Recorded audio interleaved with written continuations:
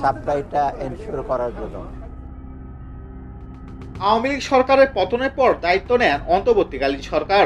এরপর বিভিন্ন মহল থেকে বিভিন্ন দাবি দেওয়া উঠেছে, যেমন বেতন ভাতা সরকারিকরণ, জাতীয়করণ, কিছু জায়গায় সরকার প্রতিশ্রুতিও দিয়েছে। সম্প্রতি এক সাক্ষাৎকালে এই বিষয়ে প্রশ্ন করা হয়েছিল অর্থ উপদেষ্টা ডক্টর সালেউদ্দিন আহমেদের কাছে।